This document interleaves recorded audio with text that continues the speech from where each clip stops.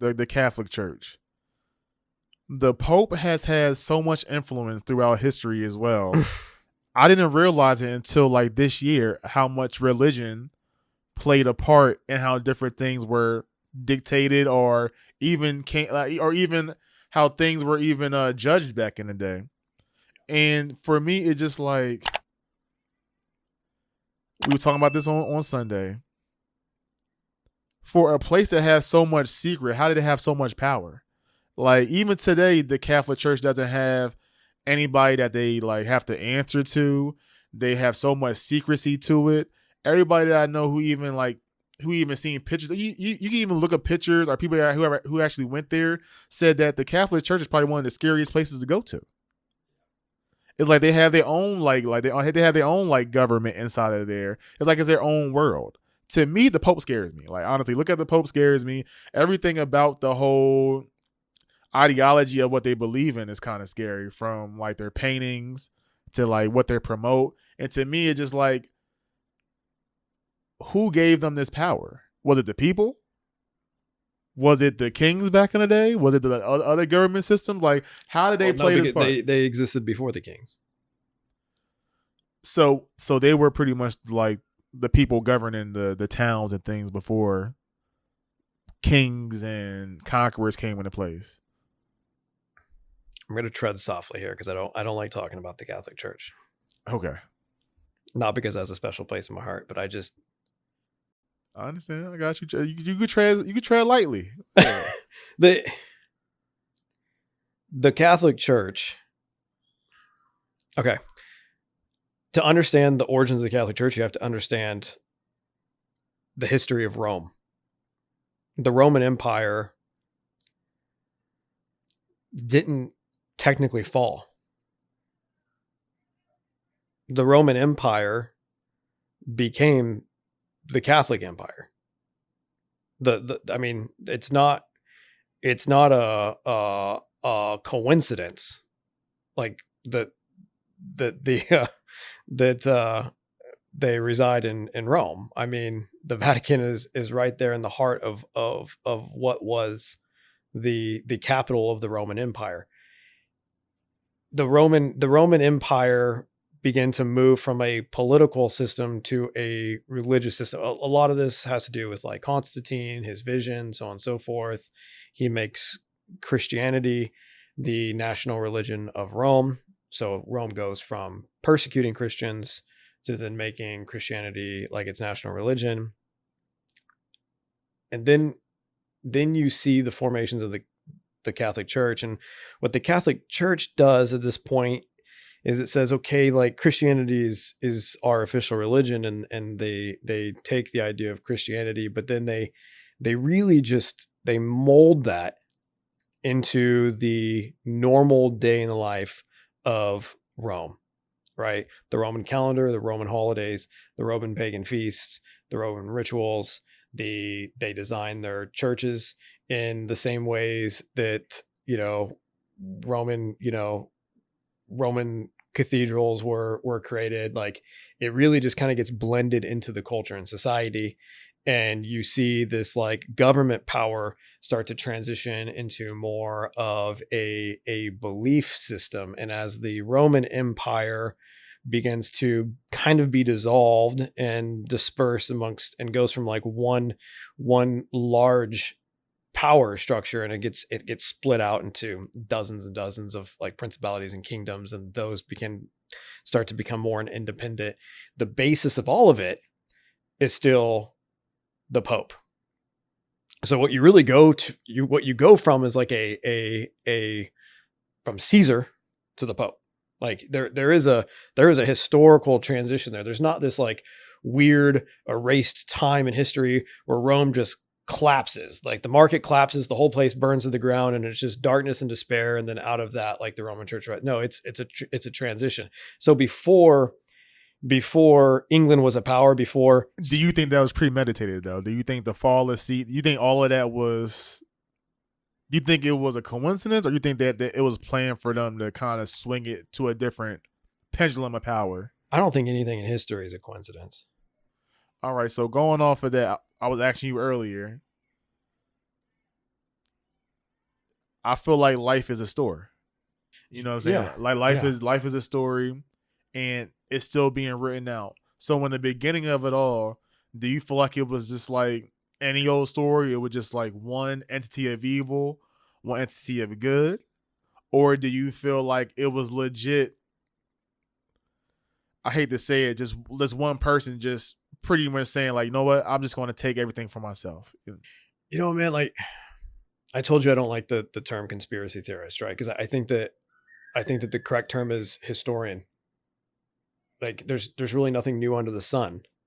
Like what we see, the basis of what we see in life is just it's constant repetition. It looks different, right?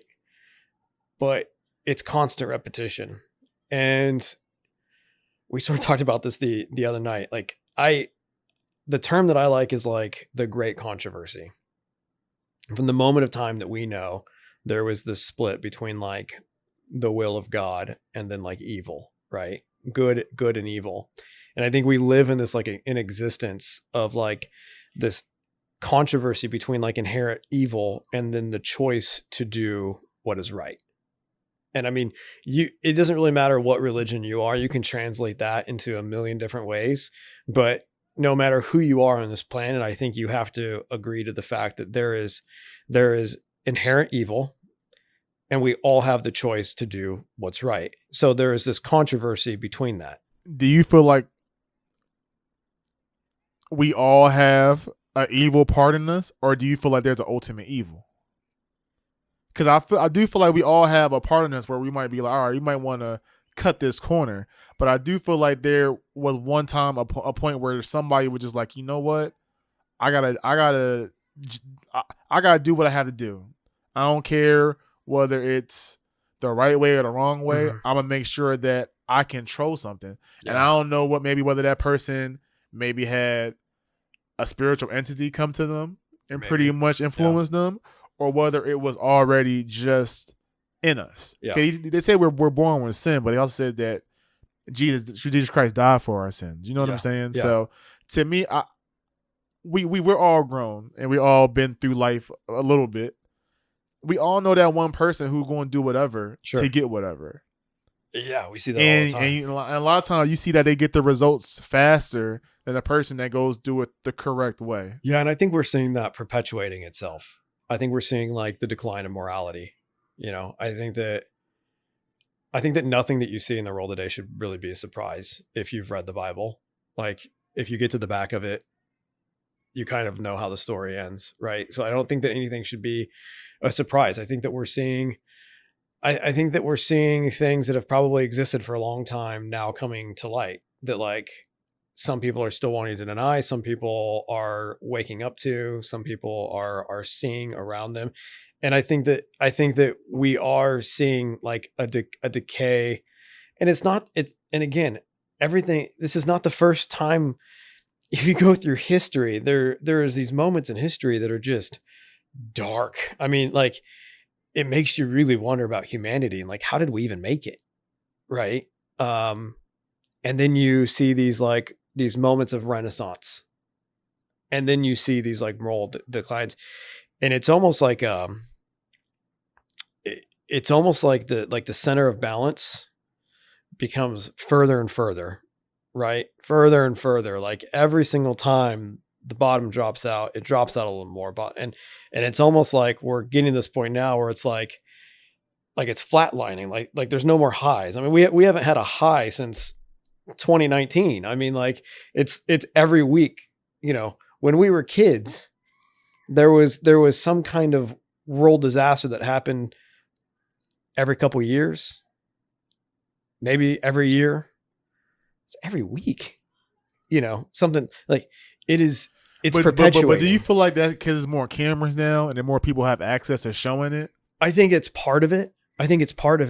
But I mean, there was cameras 20 years ago, and there wasn't earthquakes every week that were leveling cities that we know of. I mean, let's go off of that. The only reason I say that is because I feel like we talked about it before. Ignorance is bliss. Sure. And if you only have a certain amount of stations or like news networks, A lot of times I saw somewhere it was like, say something happened in Massachusetts, like the next town over might not know until like 2 or 3 weeks later, until like the actual news came out. That's true. That's true. I wonder though.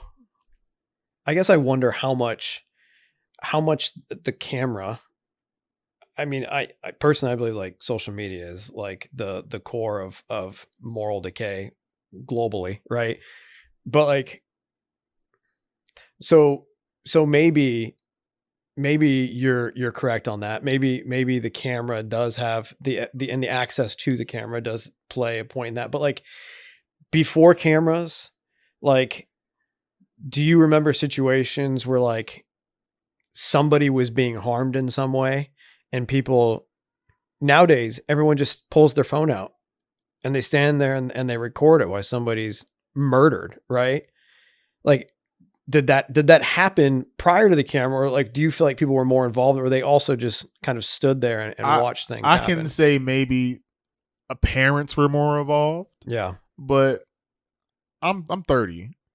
Growing up, even before cameras, say something was devastating to happen, a lot of times people would just stand around and watch, because they were more entertained by the chaos of it all, or they panicked and didn't know what to do in the situation.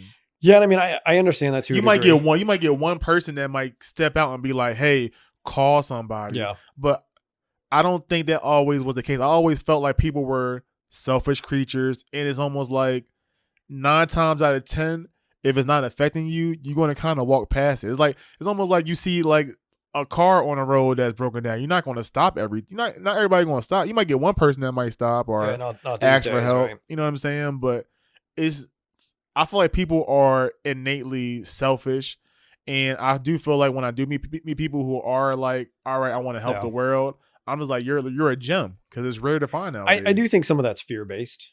I think we live in like the media it's fear based propaganda. I think that we live in a society that's based off of fear. Racial tension is based off of fear. It's fear of what you don't understand, right? I mean, I grew up in a really rough neighborhood. So, I mean, like seeing somebody get stomped out in front of you, like, no, I didn't pull my camera phone, but I also know like I know that these guys here are affiliated. I don't know what that guy did, but I'm not going to get killed trying to save him. Yeah. Right. And so, yeah, I think some of it's fear based. Sometimes we don't stand up and do the right thing because inherently there is an ego in all of us that is inherently concerned about self-preservation, survival. Right. But does that get in the way of like, does that get in the way of morality? I guess can morality exist with ego and self-preservation? It can't. So I'm a real proponent, and like I believe like ego is like the downfall of humanity. I feel like if we didn't have ego, we wouldn't want to have to impress anybody. We wouldn't have to like impress ourselves or have any doubts in ourselves. I really do feel like ego comes from like inner doubt. Yeah. And you kind of want to show out to be like, hey, like I don't have any flaws in me, kind of thing. You never did anything. I know you never did no psychedelics or anything like that. No, I'm if you knew what went on in my head, bro, like. And that's what I'm saying. Like it's crazy because I don't need to be opening up any more doors. No, I understand, and this is go a little deeper into it with the whole psychedelic thing. I know a lot of people say they take psychedelics so they can have an ego death, and the ego death is pretty much something spiritual where they go through some type of cosmos where they actually see the meaning of life, and they realize the things that they really was scared of really didn't matter at all. Man, I don't know. Like to me, I want to experiment with it. I want my ego to die. But is having an individual experience and then going on a platform to talk about it really the death of ego? I don't think they were on a platform, but it was like a documentary I was watching. So if you make a documentary on something, it's different. I'm not saying that I'm gonna go through the experience and come on and just talk about it, but I think it's interesting where it's like the things we believe are taboo has been around for like hundreds of years. like with the I'm trying to get the exact psychedelic, but pretty much they was saying with mushrooms. Oh, mushrooms for sure. Like with mushrooms, they were saying like I mean, back in the the 19 origins of Christmas come from reindeers are hooked on mushrooms. That true? I don't know. Yeah, I yeah. grew up with Jehovah's Witness, so I really don't know. Well, I mean, like, I didn't grow up Jehovah's Witness, but we didn't like eat mushrooms in church or anything. I was about to say, I ain't know what it was like a story, but I was like, all right, where we going with the mushrooms? But no, what the thing I was going to, they were saying like, in the 1940s, no, not the 1950s, they were saying that the mushrooms were like was like a super drug where it was like had a bunch of benefits. Whereas like if you actually had somebody like actual doctor in there with you, like going you through the experience, you can kick a lot of bad habits like cigarette smoking, anything else you might think is bad that you want to get over. And it was like pretty much you have to do it, but you got to have somebody guide you through the experience. But what started happening was, the whole hippie movement came in, and it was going more towards the peaceful side, and they wanted to promote war more. So they started like to pretty much demonize mushrooms. And that's like with anything in the world. It's like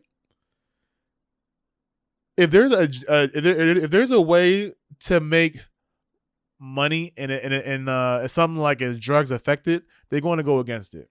Well, I mean, psychedelics have been used for, thousands of years from what we know from it was original medicine, different civilizations.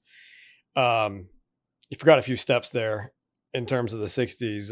That was the byproduct of LSD, which was the byproduct of CIA doing mind control experiments and mind alterations through LSD. But that's the thing. It's like they'll make something like that, and then they'll categorize all this other stuff that's nowhere near as bad as it under it. Like, you know what I'm saying? Like, oh, this is a class 1 substance or whatever like that. They did the same thing with marijuana. It was like, oh, we don't understand it. We ain't do no tests under it. No. But we're going to say it's just as bad as crack, heroin, different things like that. That's because it was a threat to big tobacco. Exactly. Like, it's like if it goes against like something that's already been there, to me, it's just like you really have to just see what the motive is. I remember I saw that those tobacco commercials, those Dare commercials, used to be backed by alcohol companies. I mean, what do I tell you all the time? Follow the money. If you want to know the route to anything, just follow the money. Who does it benefit? But as we were talking before, what's more powerful, money or power? I think the ultimate goal for many individuals in existence today is power. Money comes with power. You don't need to obtain the money. You focus on the power. Once you have the power, you have access to everything. That's the basis of socialism. What is power? Power is control. If I control you, I have the power over you. I possess power.